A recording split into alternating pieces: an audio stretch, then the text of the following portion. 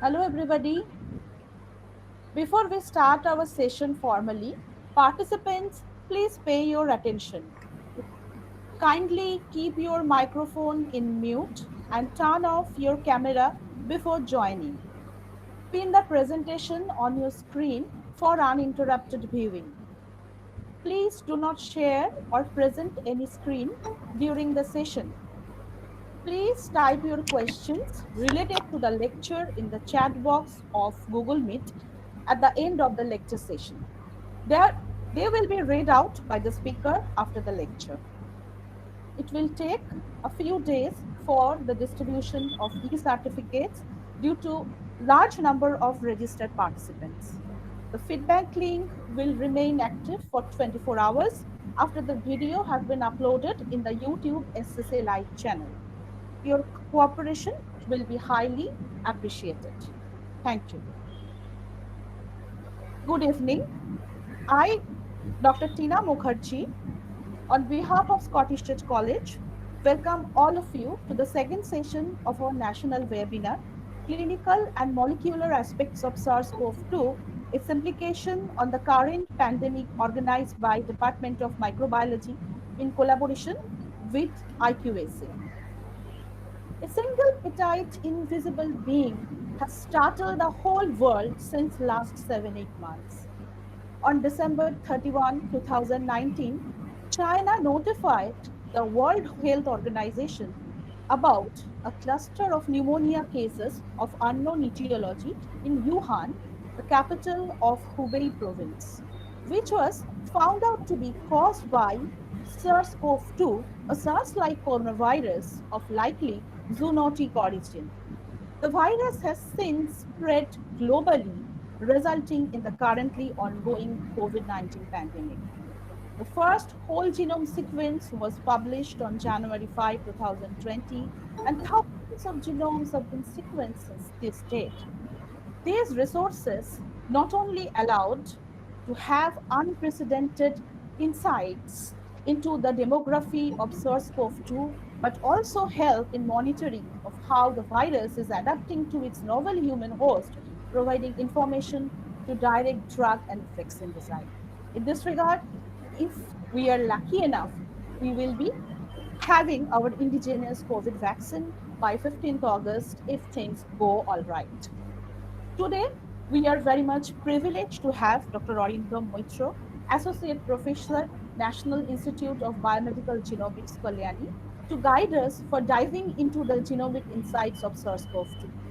Before we hear from Dr. Moitro, I'd like to invite our IQAC coordinator, Dr. Shamrat Bhattacharya, to deliver his welcome address. Thank you, Tina. Good evening, participants, and welcome to the second day of the two-day national webinar on clinical and molecular aspects of SARS-CoV-2. What else can be an apt topic to discuss in the hour of crisis which we all are facing and which has landed us all onto this virtual platform? I would like to congratulate the Department of Microbiology for taking up this initiative. The department has taken up notable academic initiatives for the enrichment of students and teachers. I would especially like to welcome our honored speaker.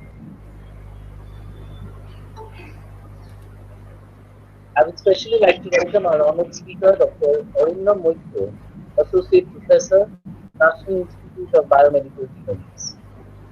Ladies and gentlemen, being into a virtual platform has its advantages and disadvantages. I would particularly like to extend my apologies for the technical glitches we faced on day one during the first session. I would thank you all for the patience you have shown. I hope we will have an uninterrupted session today.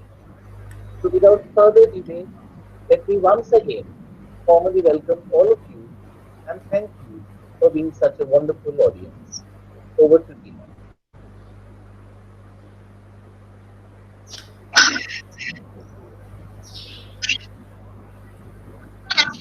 Thank you, Dr. Bhattacharya, for your kind note. Now, I would like to request Dr. Malavika Chakraborty to formally introduce our speaker, Dr. Moitro.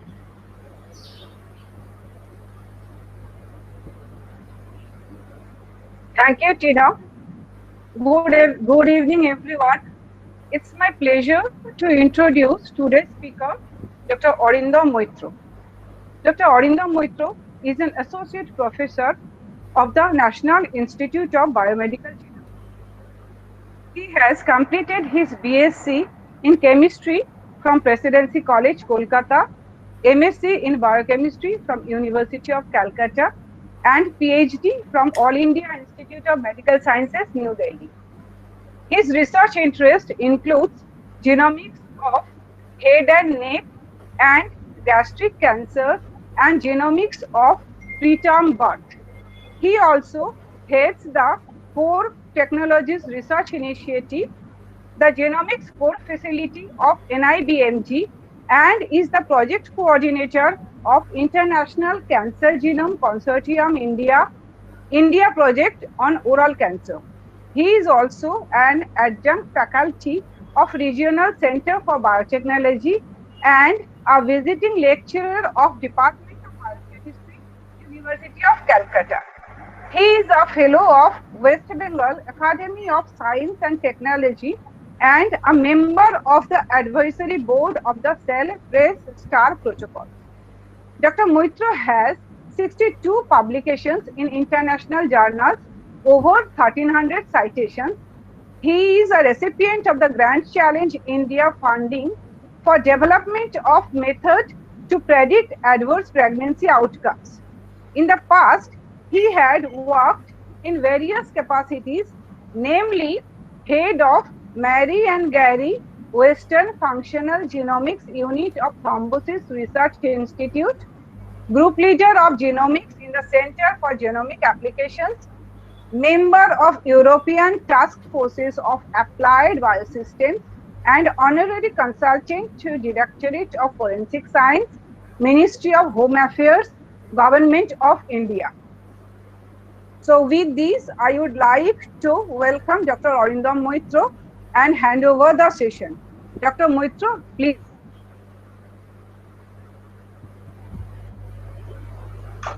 Hello, can you hear me?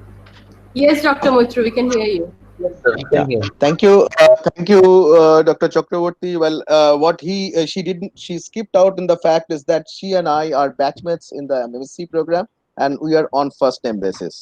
I also thank Dr. Mukherjee and Dr. Bhattacharya who spoke before her, and I thank the organizers for inviting me to this opportunity to speak to so many young people during these times when we actually cannot meet physically.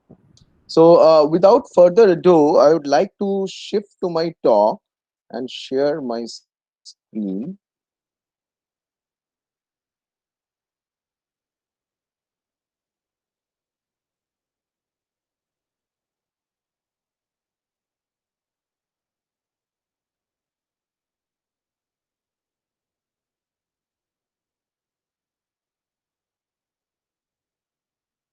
Is my slide visible to everybody? Yes, visible. Okay, great. So I would be talking to you about, and this is a nice weekend evening, and we would be talking to you about discussing on genomics insights into SARS-CoV-2.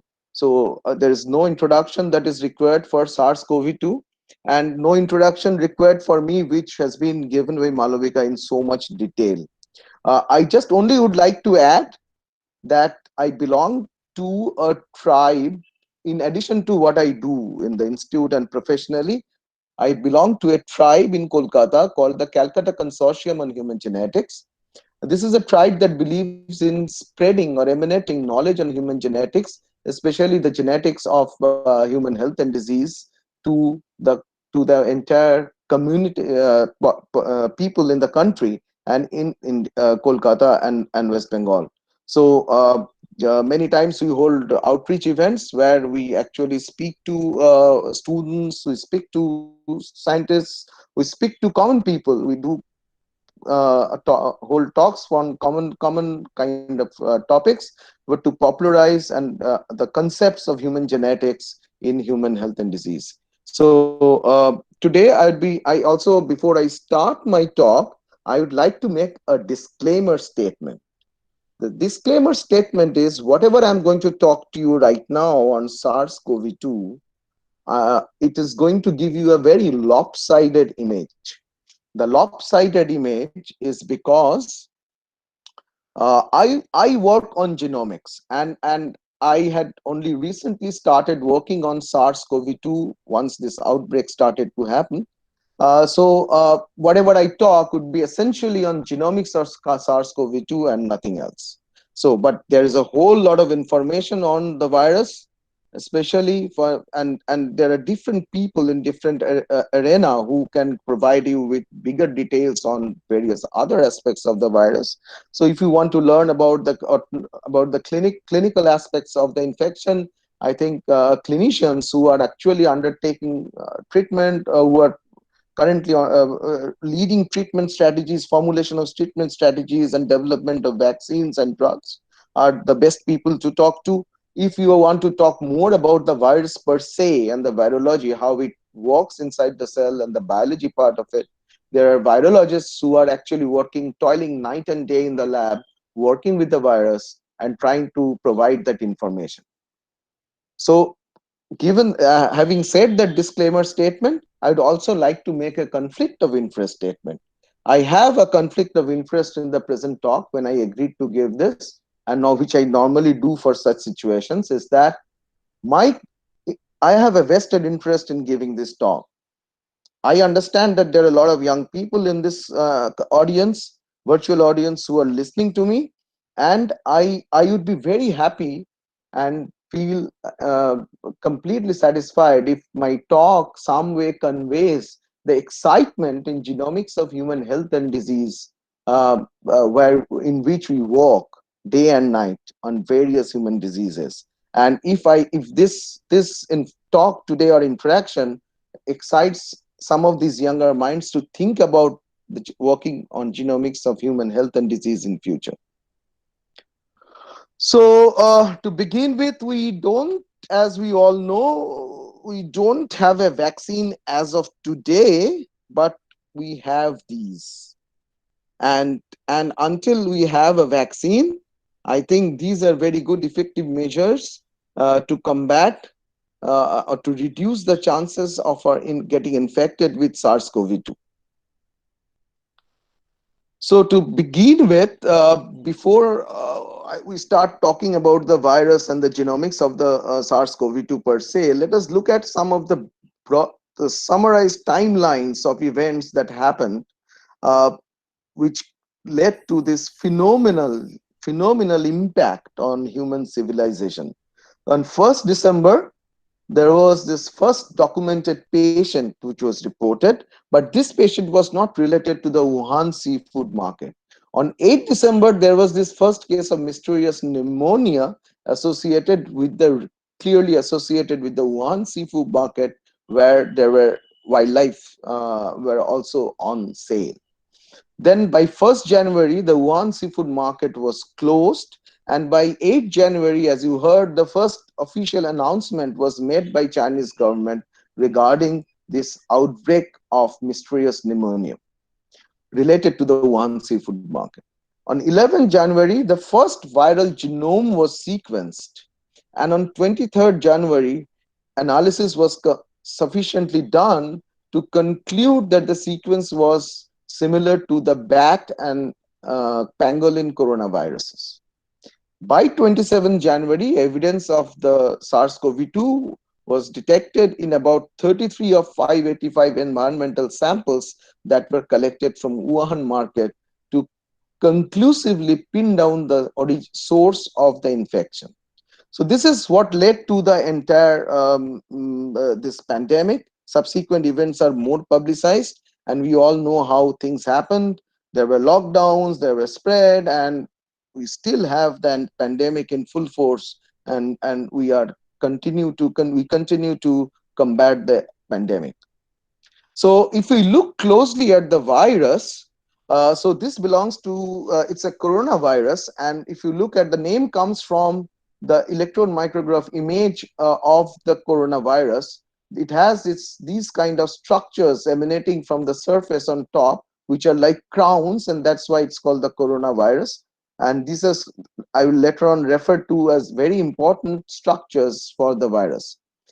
If we look at the genome of the coronavirus, it's about 29.9 to 30 kb genome, single stranded positive RNA genome, uh, and positive standard RNA genome, and it has a major chunk of the genome. There is this ORF1a and ORF1b, which are important for which ensure which are part of the viral replication machinery, which makes copies of the viral genome for further transmission.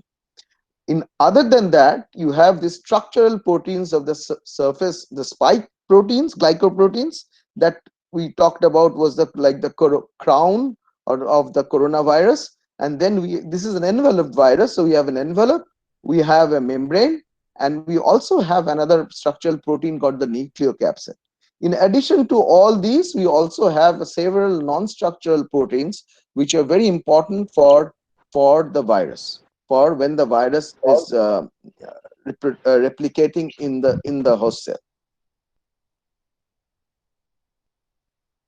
So there was a lot of debate on whether this was, and we all read about it, whether this was caused by a lab outbreak, and in the lab there was this generation of a recombinant virus that resulted in this particular pandemic. Now, over this last few months, after sequencing so many viral genomes and analyzing them, people are of the opinion that that is most unlikely. That's most unlikely, and this virus has probably a natural origin. The reason, one of the main reasons why we tend to think of this is because there are there are 5 important amino acid residues on the in the spike protein, glycoprotein. They are called they belong to the something called the receptor binding site. The spike glycoprotein binds to the ACE2 receptor in the human cells, and these particular amino acid residues actually play a very important role. Now, this combination of these 5 amino acid residues are unique to SARS-CoV-2, and only some subsets of these residues are found in 1 or 2 of these related coronaviruses like the bat or the pangolin, but this entire 5 amino acid residue combination is unique to SARS-CoV-2. The second reason why people think that there is a natural this is not a recombinant but a natural origin is a polybasic cleavage site. So there is this polybasic cleavage site in the genome, in the spike glycoprotein, which is responsible for cleavage of 2 domains of the spike glycoprotein, the S1 and S2, during the binding and entry of the virus. The third reason, and this is not seen in other beta coronaviruses, and some people believe that it may act, there's a possibility that this is more like a super antigen. And then there are these other O-linked glycan residues in the spike glycoprotein, which are again not seen in other beta coronaviruses. The beta coronaviruses are the larger family in which this SARS-CoV-2 belongs to. And because of these reasons, it's unlikely that somebody could have engineered a recombinant virus containing all these, and most likely that there is a natural evolution. Having said that, let us look a little closer at the evolution, what could have been the possible evolution of the virus called SARS-CoV-2. Now, what we believe now from the sequence data that is emanated from SARS-CoV-2 and other SARS coronaviruses is that probably this SARS-CoV-2 has evolved from a particular strain called RATG13, which is in the horseshoe bat coronavirus. Now, what we suspect is that this particular coronavirus probably in the past had a recombination event with other unknown bat coronavirus and then diverged from the RATG13 probably about 40 to 70 years ago. Now, bats are phenomenal reservoirs of viruses. The immune systems of bats are very interesting. The bats harbor a large number of viruses, although they don't themselves get affected adversely like other species do when these viruses make a zoonotic jump. Some of the examples are you more infamous virus called the rhabdovirus, which causes hydrophobia. And of late, you had all heard about this Nipah virus outbreak, which again was suspected to have originated from bats. But these bats, normally it's highly unlikely, and it's that there is a zoonotic jump directly from bat to humans, simply because there is a very little overlap between the habitat of humans and bats. They don't come into contact too often. So generally what happens is that the there is a zoonotic jump from the bat to another mammal, and from that another mammal there is a for second jump to the humans. So same for SARS-CoV-2. So what is suspected was this new virus that emerged from RATG13 about 40 to 70 years ago, possibly got into pangolins, particularly the Malay pangolins, and had been circulating in them, and before they actually crossed over to humans in November, December 2019. Now, if you look at, so why do we say this? If you look at the sequence analysis, so based on the sequencing that is done of these viral genomes, we do what is known as a phylogenetic analysis, which is based on the differences and similarity between sequences obtained from different isolates. We then try to do a mathematical understanding of how close or how far these viral sequences are. Now, when we use the complete genome sequence and do a phylogenetic analysis, we find that this the coronavirus from the pangolins, the RATG13 bat, and the SARS-CoV-2, all three of them are related, and the human SARS-CoV-2 is closely related to RATG13. Now, if we just take these 5 amino acid residues that I was talking to you about, which is involved in the ACE2 receptor binding domain, and we look at the similarities and differences, we find that the residues in the SARS-CoV-2 is actually very close to the coronavirus in the pangolin compared to the bat. Now, there is another thing called the furin recognition motif in the S1S2 cleavage site that I was referring to. Now, if you use only that sequence and do a phylogenetic analysis, you would find that the humans are related to both the bat, horseshoe bat coronavirus, and the Malay pangolins. So combined, all this evidence indicates that probably there is a natural origin of SARS-CoV-2. It evolved from horseshoe-shaped bats, and then finally through human Malay pangolins, they entered the humans. Now, if we look at the evolutionary rate estimates of SARS-CoV-2, the evolutionary and the other related SARS viruses. So if you look at the SARS coronavirus, it had an evolutionary rate of about 0.8 to 2.38 mutations per site per year, whereas the MERS-CoV had a similar evolutionary rate of 0.63, and there was another estimate which pegged it down to 1.12. Now, if you look at the SARS-CoV-2, it has an evolutionary rate of 1 into 10 to the power minus 4 site per year. So 0.8 into 10 to the power minus 4 mutations per site per year, 0.60 into 10 to the power minus 4, and 1 into 10 to the power minus 4. The numbers are similar. So there is no reason to have a fear that the SARS-CoV-2 is a highly unstable virus and it is mutating very, very fast. So it is just like other SARS viruses, SARS coronaviruses, and the evolutionary rate of this particular SARS-CoV-2 translates to about one mutation in the genome occurring about between 5 to 10 for every 5 to 10 transmissions. That means if a virus strain gets into an individual, between 5 to 10 transmissions of that strain, there might be one mutation in the genome.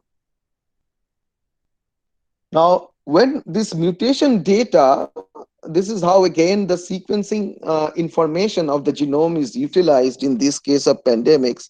When this mutation data is used and the sequence data is used to construct phylogenetic analysis, We also people had been putting a timestamp on when these samples were collected, which were from which the viral genomes were sequenced, and combining the sequence information and the time information when these sequences were obtained, led people to do something called phylogenetic analysis. And the phylogenetic analysis about 1676 genomes which were sequenced first led people to believe that, so this predicted that the origin in the humans of this virus was somewhere around in first half of December 2019.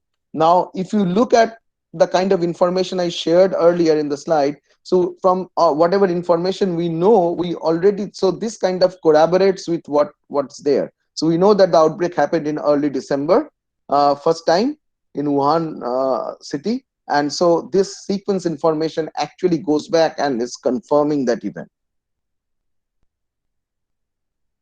So if now this is another example how what kind of information that we had been generating. So the sequencing of the SARS-CoV-2 genomes, because the genome size is about 30 kb, it's manageable. People had been doing whole genome sequencing of SARS-CoV-2 in a large scale, and analysis of these genomes led to the information that the sequences actually form clades.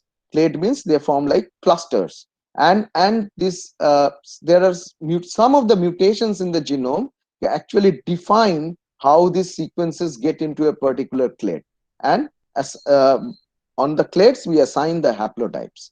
So if we look at the original sequence, originating sequences from Wuhan that were reported at the beginning of the outbreak, which is at the central part of this diagram.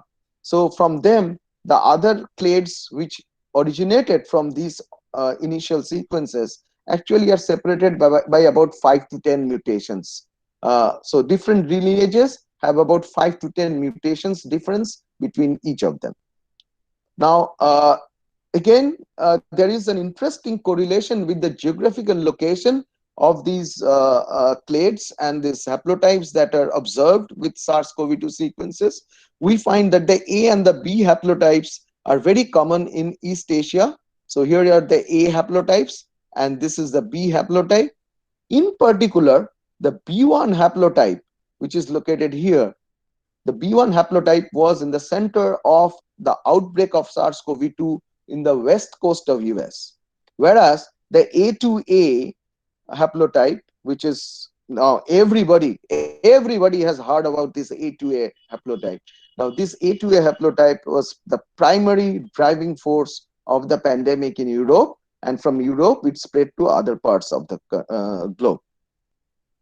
Now there is some more interesting information.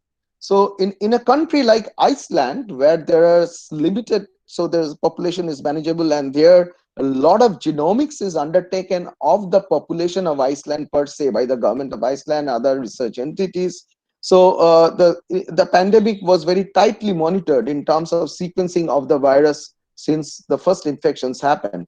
And if you look at this plot, so you see that each of these particular clades or the lineages of the virus that created that caused an infection or the outbreak in the Icelandic population, there is a nice relationship with time. So the beginning that was mostly A2A1, and then subsequently the other lineages started coming in until, so this is the most recent picture that is provided in this particular publication analysis.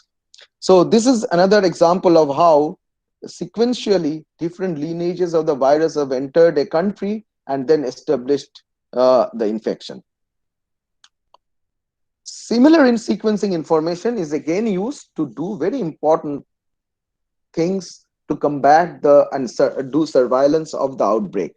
Now these are called as contact tracing networks. So rapid sequencing of samples during the outbreak can lead us to this kind of information to understand how the infection resulted from one individual to the other, and how these clusters are forming. So if you look at this is a particular example where there is a this was the first index case, and this index, the infection from the virus from this index case spread to the others who came in contact with this individual. So this is like a simple contact network, and this is established by using the sequence information of the viral genome from each of these, obtained from each of these individuals. Now similarly, there are little more complex networks where it is more difficult to actually establish the originating individual. So in this case you can still do it here. See that this is the originating index case, and this is how different infect transmissions happened for this particular virus strains.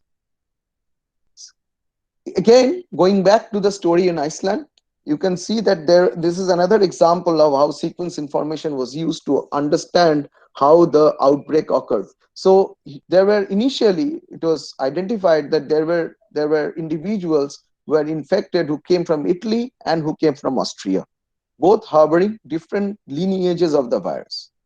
And because there is a geographical clustering of these lineages of the virus. Now, but what was seen some subsequent transmissions was that the sequences, the lineages from Austria probably did not transmit as much as the sequences from Italy. So subsequently, most of the infections in this particular network were established by sequence lineages of the virus that came from Italy.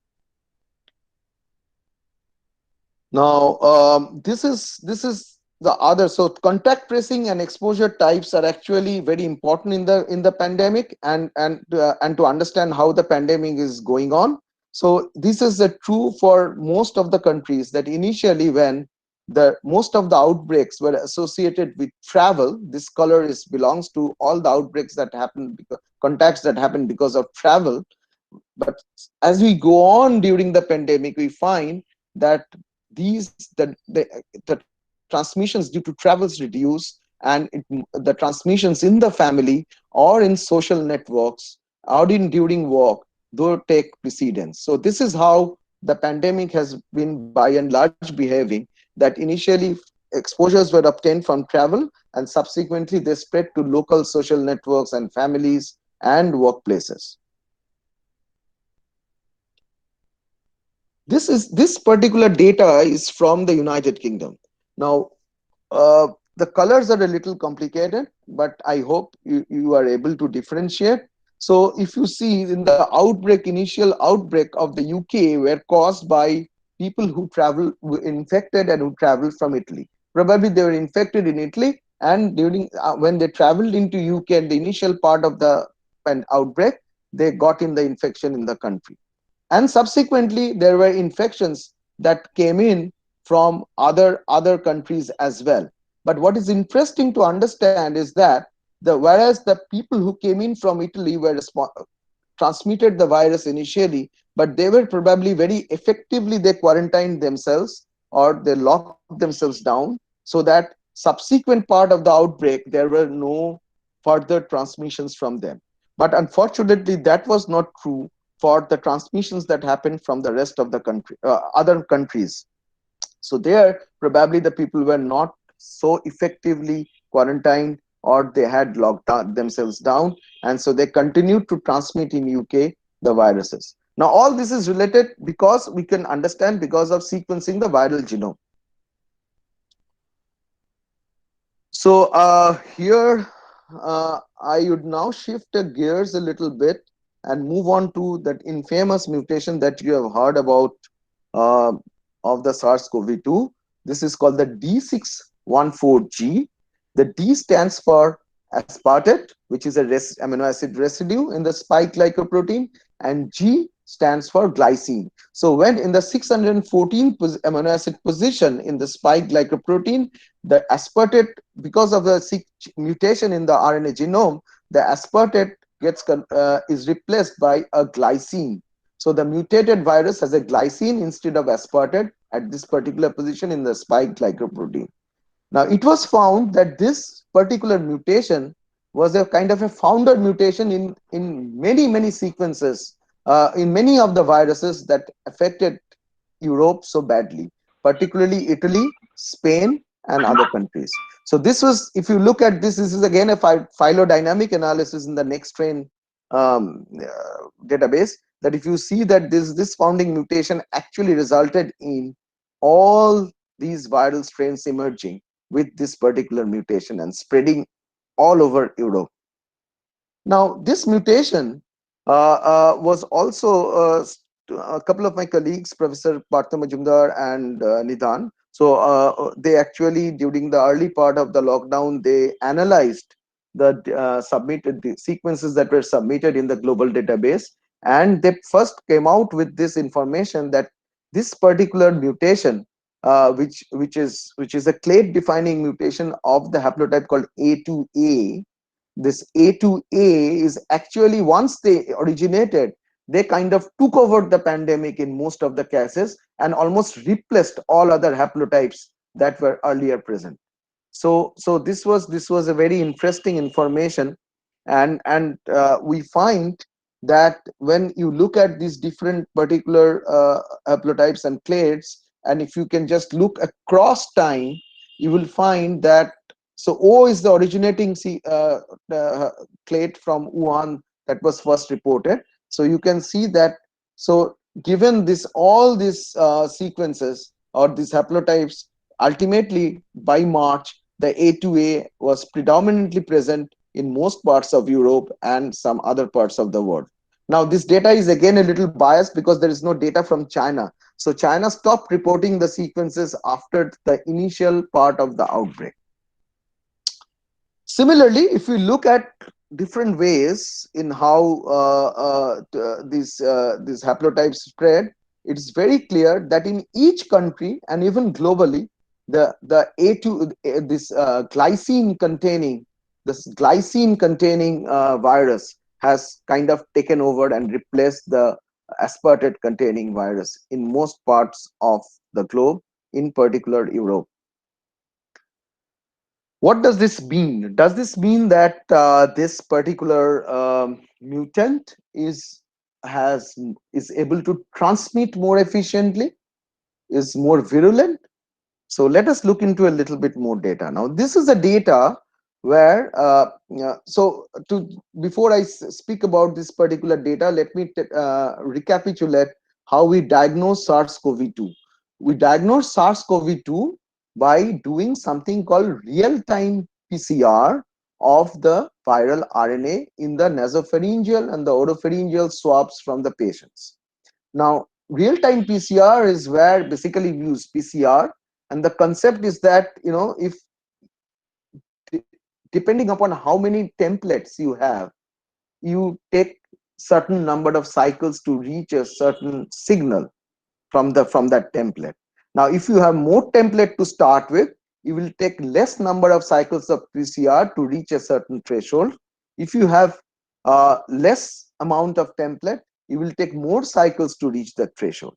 Now, translate that to SARS-CoV-2 diagnosis, which simply means that if you have somebody has more SARS-CoV-2 RNA in the RNA extracted from the nasopharyngeal and oropharyngeal swabs, you will have less number of cycles reported for that, and people who have less RNA will require more number of cycles. Now, these number of cycles are called CTs, and particular CTs, or threshold cycles.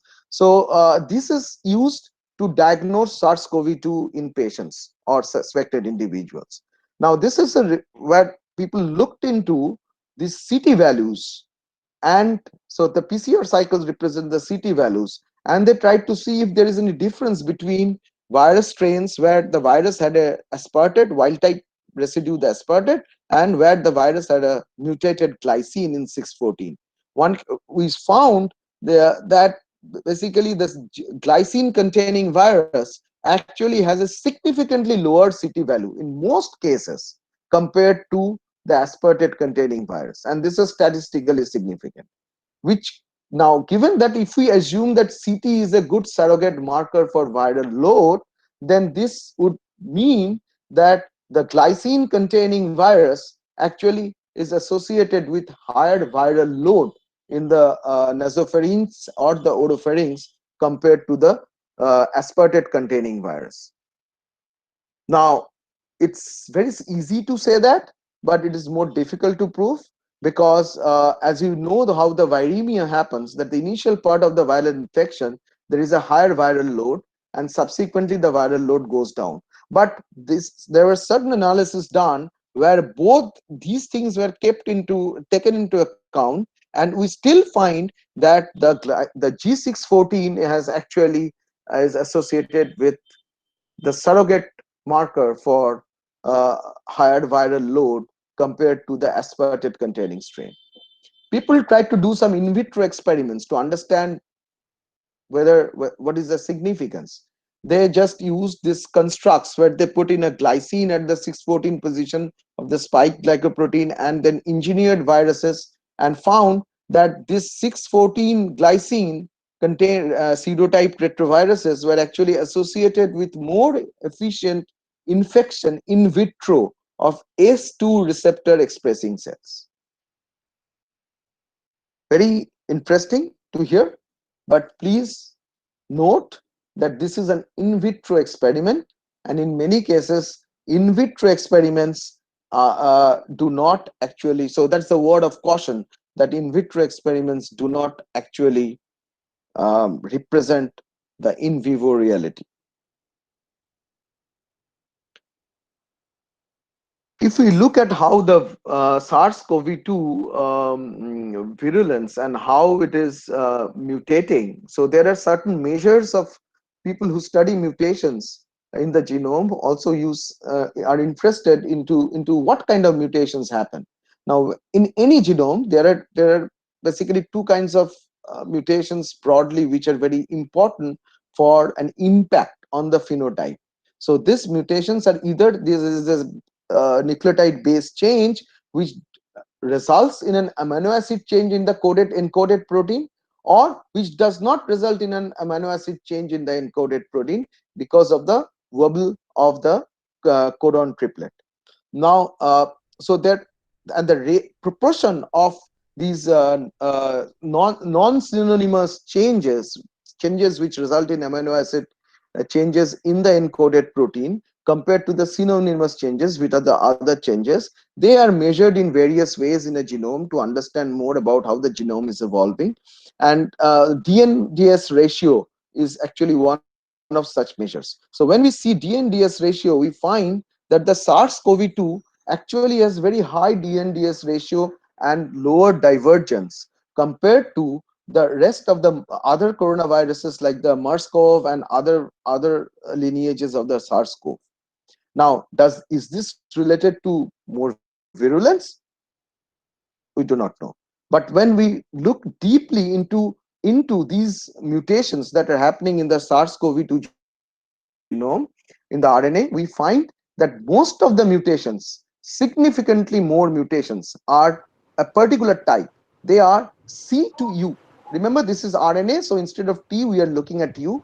So we say that out of all the possible mutations, the C to U change is the most frequent in the viral genome. Now that is interesting. If we then started, generally when we do this kind of analysis on the mutations, we also looked into the context of where these mutations happen. So when we looked into the context, we find that in the mutated 5' or 3' to the mutated base, there is either, so most of the mutations happen when the 5' or 3' base to the mutated base is either a or a U. So it's like ACX, X is any base, is more likely to change to AUX and similarly XCU is more likely to change to XUU. So these are the kind of context bias that we found happening in SARS-CoV-2. Now, when we looked into the strandedness of this mutation, we find that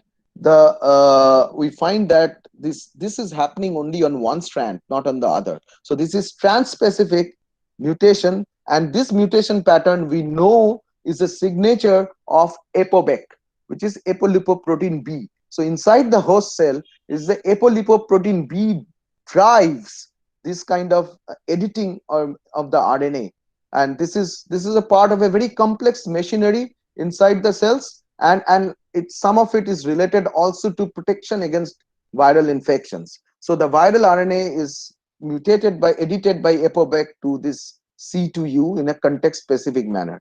So the idea is that if more of these happen, and over a long period of time, probably this dn by ds ratio of SARS-CoV-2 will come down to what we have for others, and but that nobody knows how long it might take.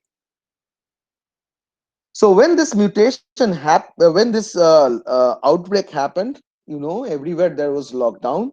India was also placed under lockdown, and by the third week of March, we were all locked down in our homes, and some of us were actually fretting and feeling restless because we know that we could contribute to generating some useful information for this outbreak in whatever area we are working on. So we came together and we started. So that was early April, when people were really scared to come out of their homes.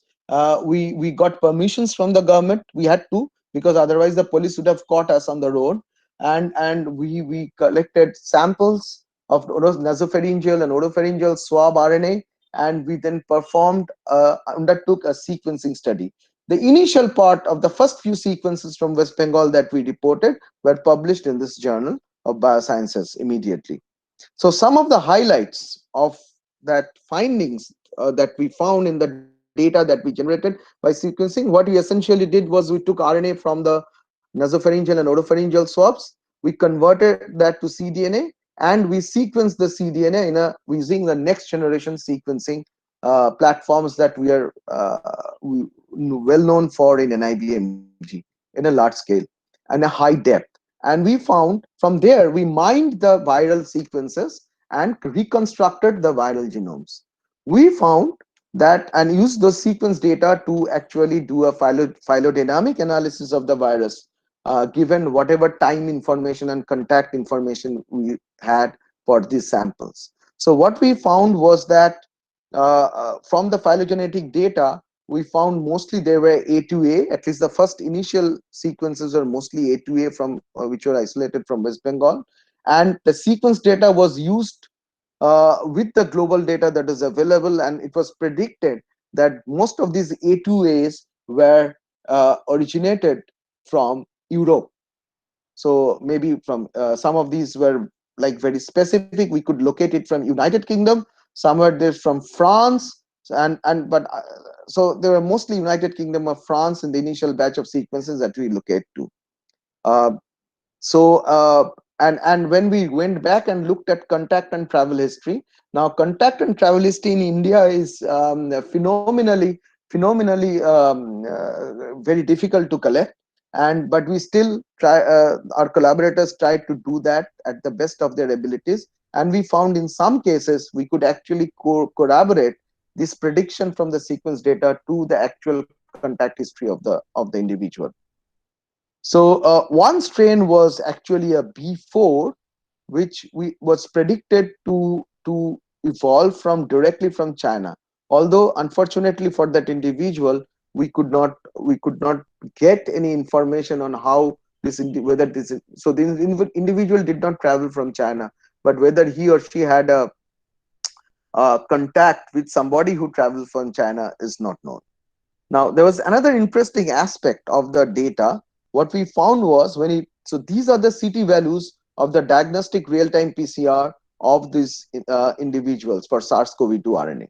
When we did that and correlated that with the viral genome sequence depth that we generated, or the proportion of the sequence data from the swab RNA that belonged to the viral SARS-CoV-2 RNA genome compared to human transcripts, we found that there is a very nice negative correlation between them. So which means that lower at the CT values, probably higher at the abundance of the virus in the nasopharyngeal and oropharyngeal swabs, and hence we are getting more viral RNA from it. The initial number of samples were very small for us to see any association with A2A, because we didn't get much of those. But subsequently, we are now undertaking that analysis.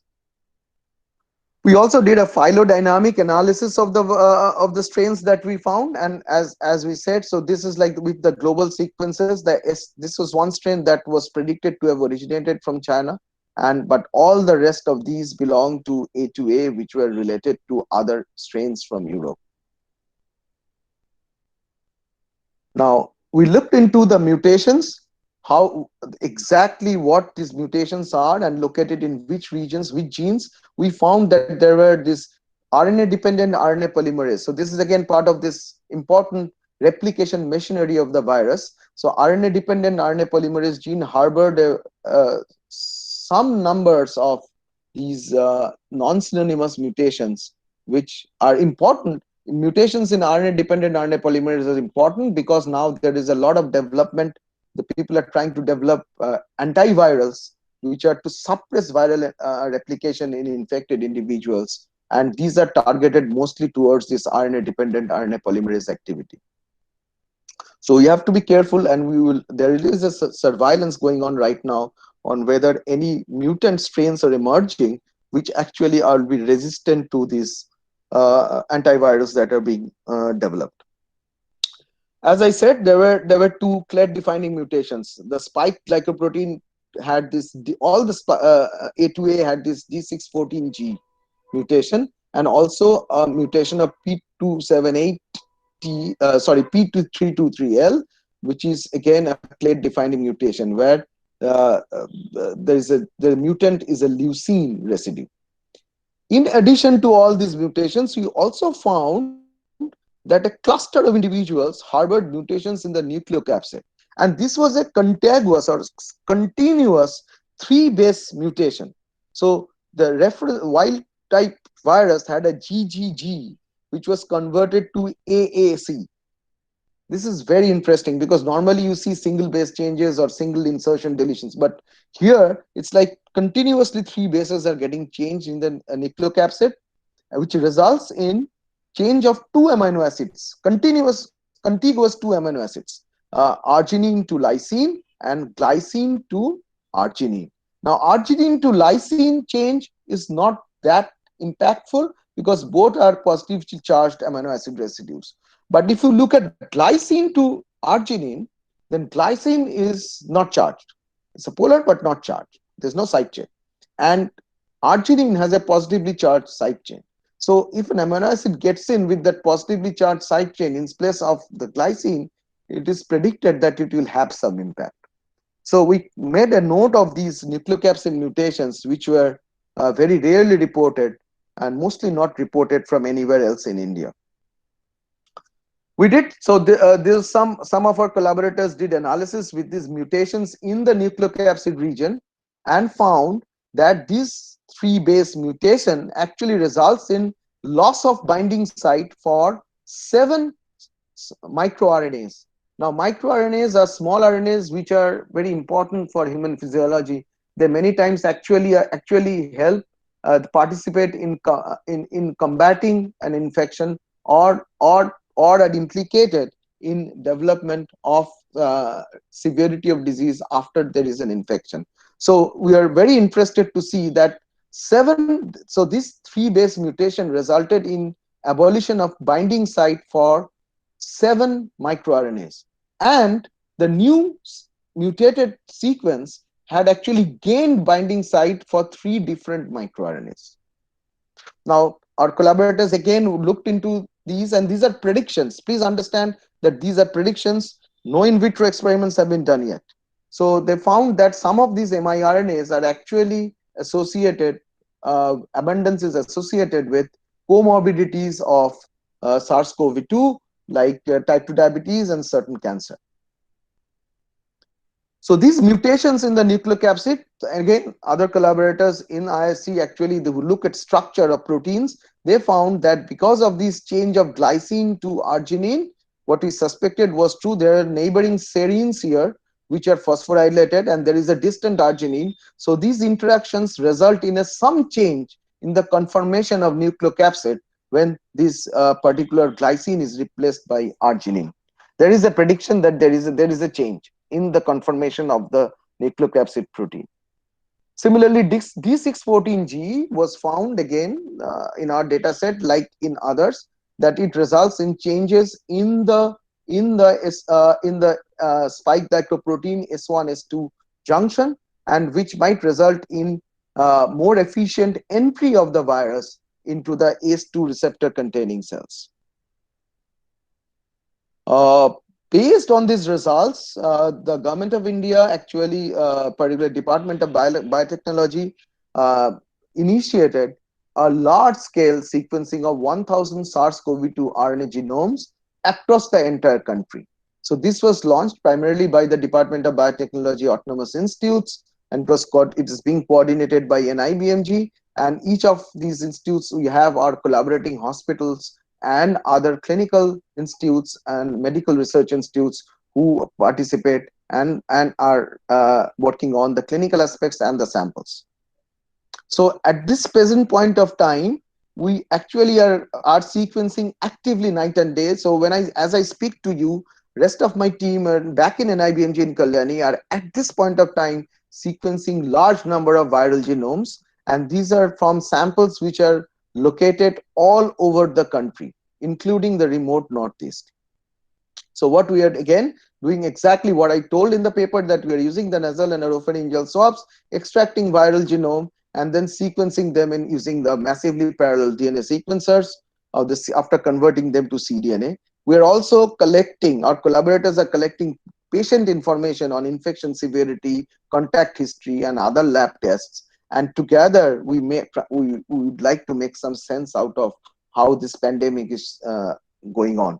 And we also are working on sequencing the host exome and host transcriptome. Now, exome are the subset of the whole genome of where there is only which only codes for the exons or the genes, and transcriptome are in sequencing all the RNA that are transcribed from the human genome.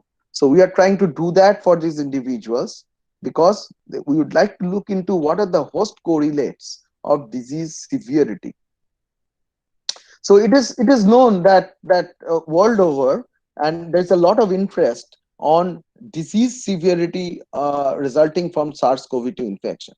Not all individuals who get infected by SARS-CoV-2 develop severe disease, which requires oxygen supplementation and other hospital support. Many of them are actually asymptomatic. They rapidly clear the virus, or some of them continue to harbor the virus for longer time, but do not show any symptoms or do not develop severe disease.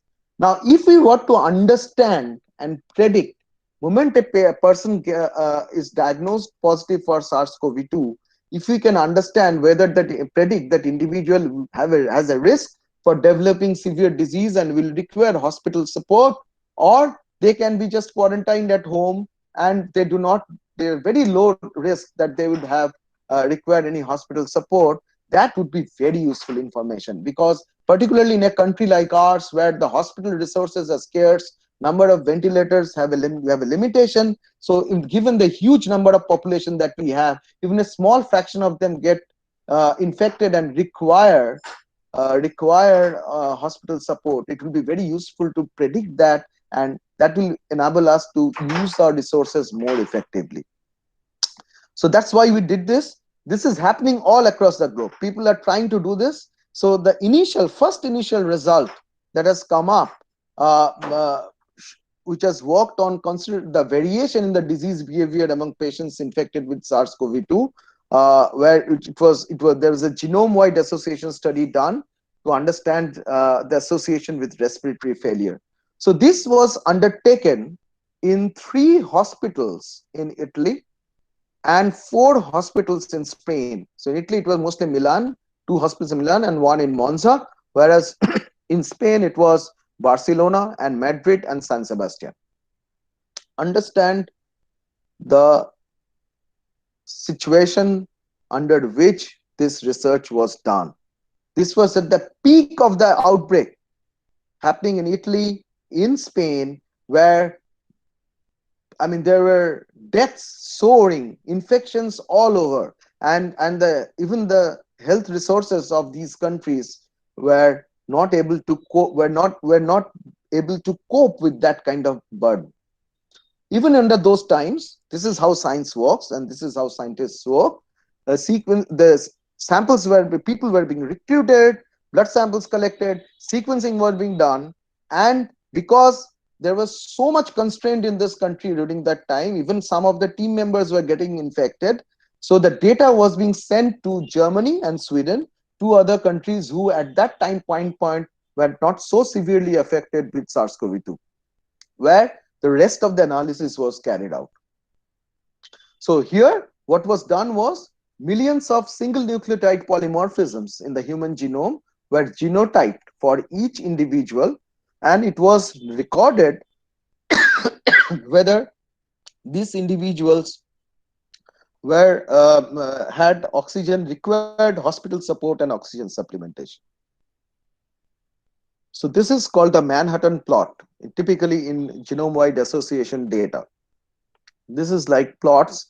So locus in the loci in the genome, which are actually associated with this particular phenotype, they have a very so their measure of their association is is analyzed. Give me a minute, please.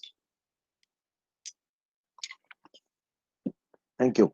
So they are analyzed, and so if you this is on the y-axis is a kind of a measure of their significance. So if there is a particular each dot on this diagram is a position in the genome, human genome, and if these dots are above this threshold is of statistical significance. So if these dots are above these thresholds of statistical significance, then we say that these loci in the genome are associated with that particular trait we are looking at.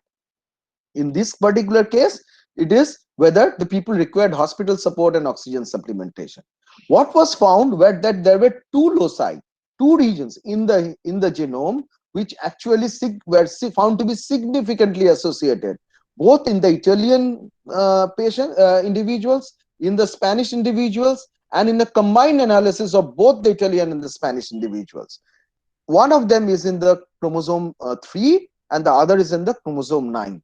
Now, if we look back, we find that in the chromosome 3, these are the cluster of genes which are around the loci that were found to be associated, whereas the loci in chromosome 9 was found to be where these ABO blood grouping genes are located.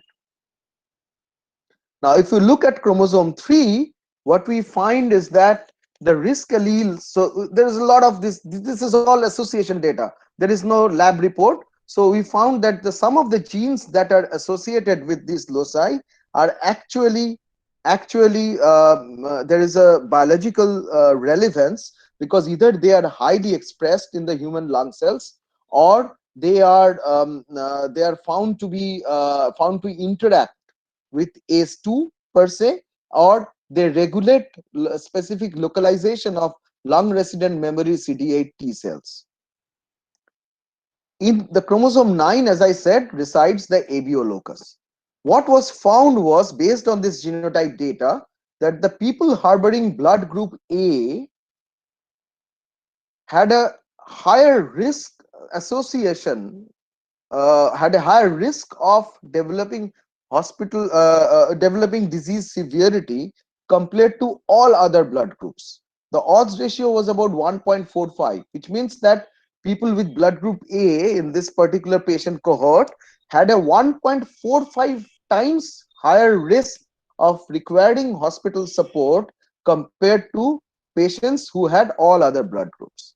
It was also found that people who harbored blood group O were actually protected against, to a certain extent, against developing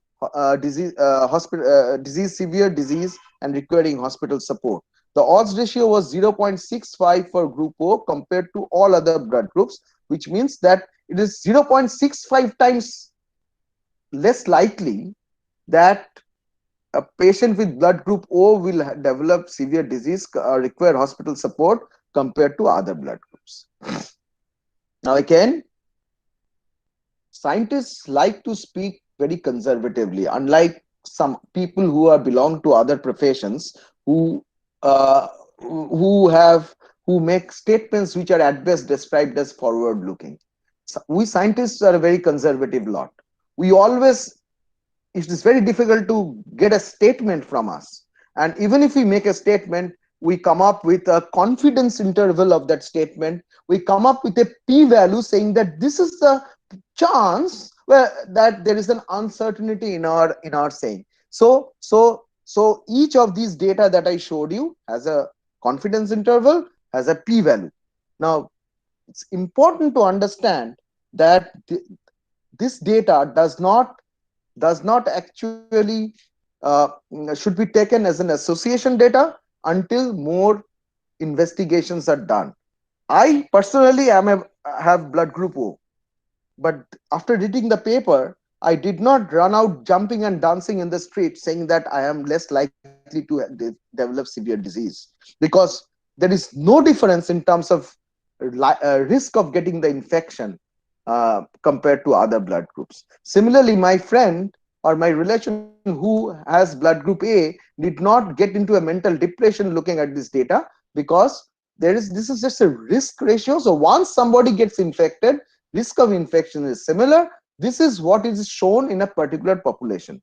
We are yet to validate this in the Indian data set.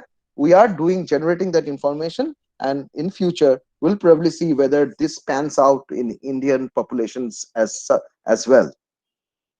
I would like to stop here. And actually, I would like to stop here before crumbling you with any more facts and end my talk saying that this is my email address. I would love to hear from any of you after this and talk to me or engage with me. I'm also available more on Facebook, less on Twitter, but on both. And this is my lab, and people are, well, these are times when our campus is closed, but in future when everything gets back to normal and our campus opens again, I personally invite you to visit us. In particular, there is something called the Human Genome Hall in National Institute of Biomedical Genomics, which was inaugurated by Nobel laureate Harold Varmus 2 years back, where we have had many students come and visit and get excited about this. This is a museum of exhibits on human genome.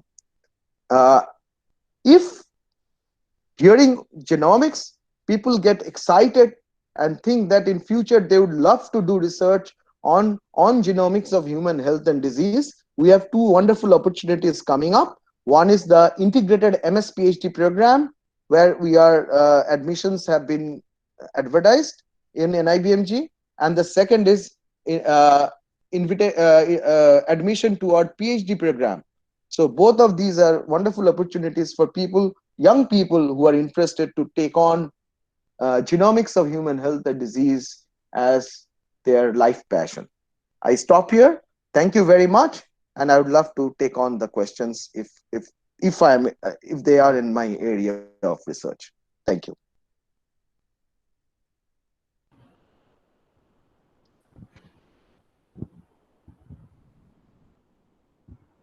Thank you very much, Dr. Moitro, for your lucid, illustrious, enlightening session on detailed genomic insights of SARS-CoV-2, its evolution, its detection, how different amino acids can influence virus counts, how mutation can affect DNDS ratio that can affect the infectivity of the virus. We also learned that we got most of the infections from UK and Europe. We also know that it may not be a myth anymore that people having a blood group of A type are more prone to severity of the disease and many more. We, the Scottish family, is grateful to you for taking out time from your busy schedule and honoring us with your presence. Now the session is open for question answer. Participants can type their queries in chat box. Due to time constraint, we may not be able to take all the questions. I request Professor Richa Arora to conduct the question answer session.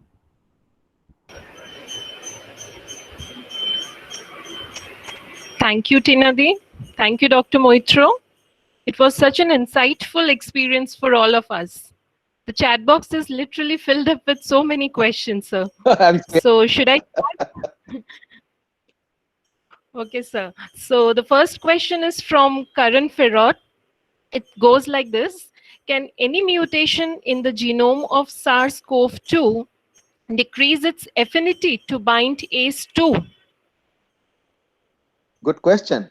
So, a good question, but understand, most likely it might happen. So our experiences with viruses like HIV and other fast replicating viruses and fast mutating viruses tells that whenever an infection happens within an host, the virus replicates fast and all sorts of copies of all mutations happen. But understand how we are capturing the sequence data, that is from individuals where the infection is established. Now, if this mutation actually happens, probably the virus will not be able to establish an infection successfully, and hence, when we collect samples, we may not be able to capture that viral sequence. Okay, sir. Okay, sir. The next question is from Anurag Ghosh.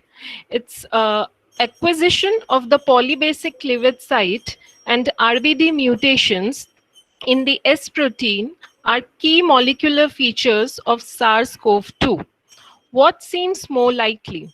The acquisition in an intermediate host and then a zoonotic jump to humans, or a jump to the humans and then acquisition of the said molecular features during a period of undetected transmission? Again, a good question. So, if you remember one of my slides I showed where I just took, looked at a phylogenetic analysis between the SARS from the SARS-CoV-2, SARS from the horseshoe bat, and the pangolins using either whole genome sequence or the 5 amino acid RBT or the furin recognition site. Now, if you see, so that story tells us probably this is how it happened, is that when the recombinant virus that evolved from the horseshoe bat and got infected into the pangolins, probably in pangolins, it acquired this 5 amino acid residue receptor binding domain or receptor binding domain, and from there, that's how when it jumped into the humans, it could establish such a successful infection. But in the humans, probably it evolved to get this. So it's very difficult to say, but probably during this transmission, after it got into the humans, it acquired this furin recognition site, because you don't see that similar to the Malay pangolins virus or the horseshoe bat. Okay, thank you, sir. The third question is from Simran Chopra.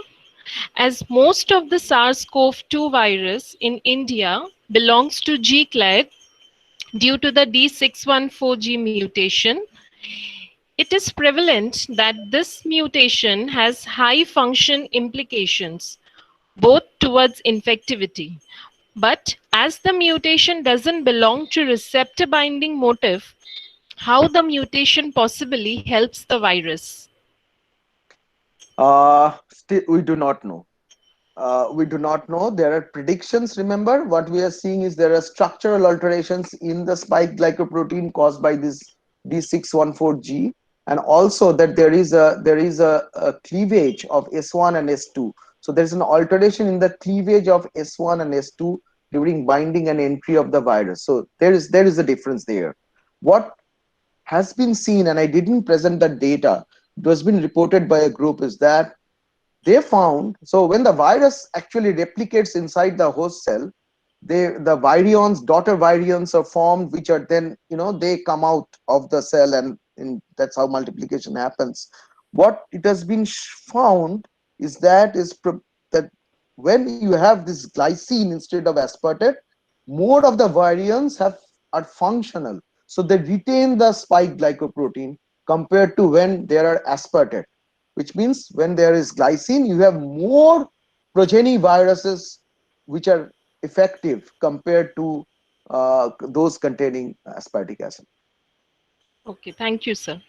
The next question is from Rishabh.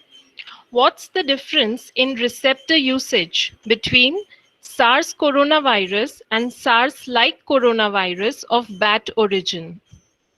There you got me. So the bat uses receptors, but bat uses different receptors. I mean, there is, it's not infecting humans, so I can't say ACE2. But I do not have an answer for that question. It's a question for the virologist. Remember my disclaimer. Okay. Okay, sir. The next question is, by analyzing CT and thus viral load present in the sample, can we predict the prognosis and severity of the disease in that individual?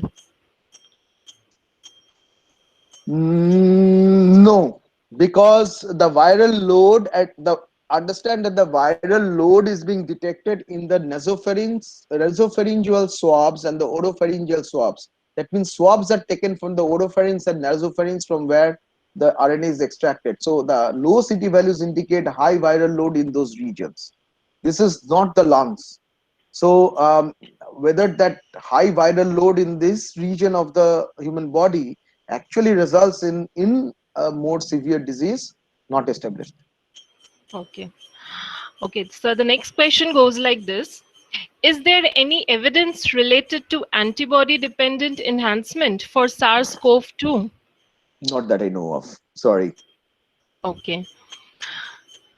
So how host SCL6A20 or CIT transporter coding gene mutation can be linked with patient severity? Please understand how the GWAS studies are done. I mean, there is no time or scope in this talk to talk about it. Genome-wide association studies are studies unlike candidate gene studies where you do not have a hypothesis. You say that you just want to see what is the statistical evidence of association of any particular location in the genome with a particular phenotype. So what came up with this study was the location where these genes reside, and some of these genes actually are can be explained biologically to a certain extent. Looks like these are plausible. They are just not associations. There is something more to it. But generally, what happens is after these GWASs are done, and we will see that in future, there will be functional studies that will be undertaken to actually prove, at least in vitro, explain in vitro how these genes are involved in disease severity. Okay, thank you, sir. So the next question is from Shauritra Das. Can it be possible to change into gene-based vaccine from commercial type? Gene-based vaccine. That means you're talking of a DNA vaccine or something like that. Again, not my cup of tea. I will let it pass. I am very hopeful that vaccines will work, but because I did my PhD in HIV, we know that so we had been working on these kind of vaccines for RNA viruses for long, but most of the times vaccines for RNA viruses are not very effective in the long run. What is more effective is a combination of antivirals. Like an HIV story unfolded dramatically. During my PhD days, we thought that the HIVs would be very hard to combat and vaccines couldn't subsequently be developed. But look at how we have controlled HIV right now. HIV infected people are subjected to a combination of antiretrovirals, and they keep on surviving without any problem. So I'm hopeful. So I'm putting my money on both, but I would put more money on antivirals that are being developed compared to the vaccines. Okay. Okay, thank you, sir. The next question is from Shubham Nandi. How are haplotypes effective in geographical segregation of SARS-CoV-2? How is ABO system an interesting factor in the area of COVID susceptibility? So coming to your haplotypes, see what happens is the way the transmissions work. Some person X who harbors a particular haplotype because of whatever way he or she has contacted goes and resides somewhere. So and the other people who are in immediate contact with that individual acquired the same lineage of the virus. So this is something called as a founder effect. So what happens is, then if you remember that slide of mine where I was showing these clusters, so these clusters, local clusters form. So in this particular cluster, it is that founding lineage that actually establishes. Now if you zoom out globally and see, this is what has happened in most of the countries. So what has happened is the founding virus as a, initially founding viral lineages have established clusters of infections. But this is not in isolation, right? There is a backdrop of the human genome context where the immune response of the host, the other kind of biological responses. So the human genome again is going to play an important role, and an interaction of the infection of the viral genome with the human genome probably results in these geographical clusters we are seeing. And we are very excited what the data for India that we are trying to generate will pan out to. Okay, thank you, sir. The next question is from Ananya Mohapatra. Why is it that a glycine coding spike protein is more efficient in transmission than an aspartate coding spike protein? We do not know. So the data so far indicates that that's probably it is related to more efficient so it's related to more number of viruses being replicated which have the functional spike glycoprotein. It's related to more efficient, probably more efficient entry of the virus into the ACE2 receptor harboring cells. So I would like to leave it at that. Let us see what in next year or so the data comes out from the biology labs. Okay. So the next question is from Avifsha De. Has plasma therapy seen to be effective if the donor and the recipient have been infected by a different strain of virus? I don't have data on that. This is this is outside my area of genomics. Okay, sir. Okay, sir. Then I think we have covered most of the relevant questions. Thank you, sir. Now, it was like indeed a very enriching experience for all of us. Now, I would like to hand over the mic to Dr. Shejati Haldar, Head, Department of Microbiology, to deliver the vote of thanks and conclude the session for today. Shejati Di.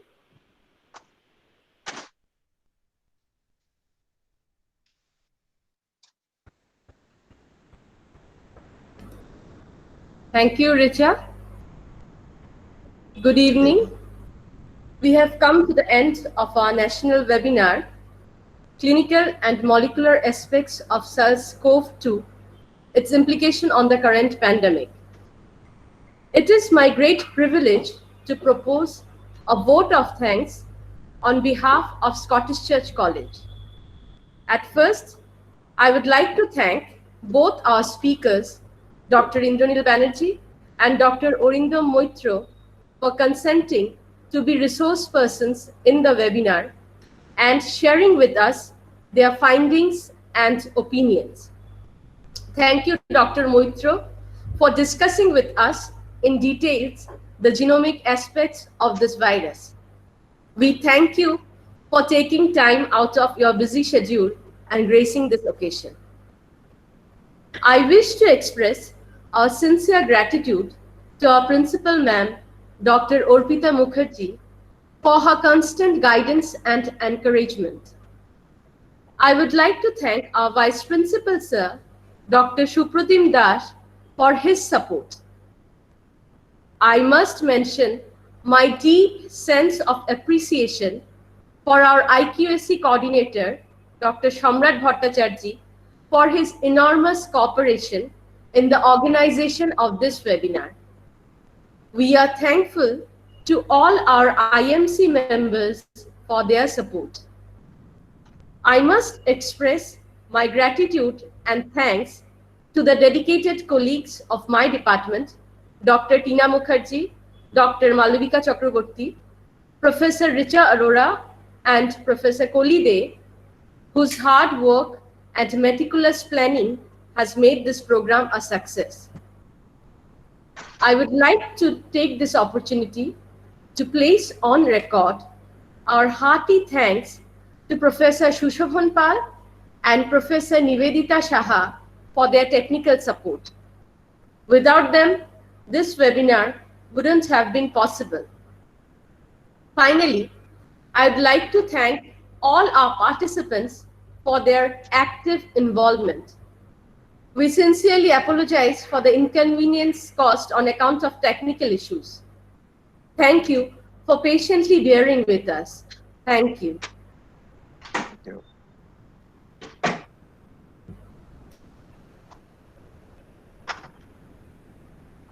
May I now request Dr. Tina Mukherjee to conclude the session?